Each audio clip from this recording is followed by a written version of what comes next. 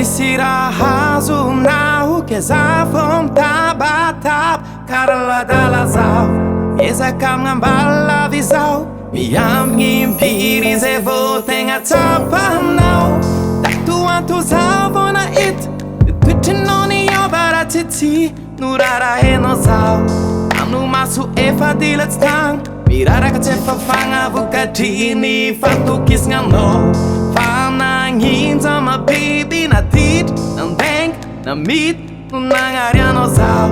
foko efa naratry nambelanao nilozanao nitady olonkafata fanagnino anao niova zegny ino raha tsy nataoko anao baby valiako zegny ino raha nahazo anao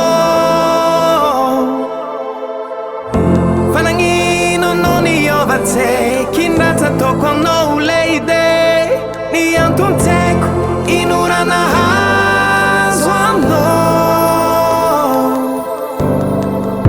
tsy mbona hitanao nitomagny mbona gnano eska samy hafa amizay tadiavinao raha azoko atao nampody fotoagna efa nataoko fela fa tsy niany mba mpitony fô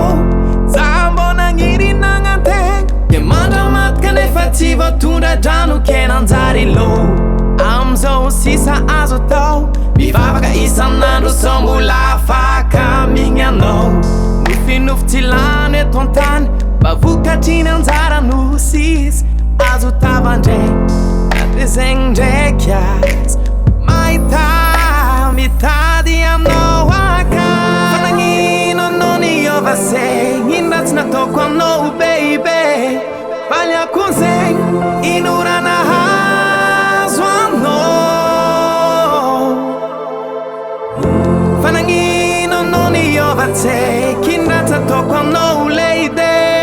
ny antontseko ino raha nahazo anao tsy mbola nisy fanehoagna fitiavagna karaha zegny fiaignana mivadika ambony ambany sanganehagna tsisy azoko atao mijaly niady mizaka tsignin'olo tsy natao minenagna karaha ho fatiniaigny zaho mbô magniry atsika hiaraka